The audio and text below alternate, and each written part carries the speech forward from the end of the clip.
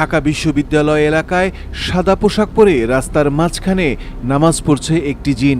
এই ঘটনাটি সামাজিক যোগাযোগ মাধ্যমে বেশ সাড়া ফেলেছে। অনেকেই দূর থেকে দাঁড়িয়ে এই নামাজ পড়া দেখলেও কেউ সামনে যেতে সাহস পাচ্ছিলেন না। অবাক দৃষ্টিতে তাকিয়েছিলেন সবাই।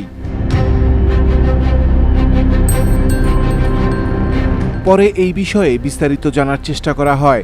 জানা যায়, অসুস্থ মেয়েকে হাসপাতালে দেখতে আসেন বাবা। রাস্তায় থাকাকালীন নামাজের সময় হয়ে গেলে তিনি সেখানেই নামাজ পড়ার সিদ্ধান্ত নেন। আল্লাহর কাছে প্রার্থনা করেন তার মেয়ে যেন সুস্থ হয়ে ওঠে।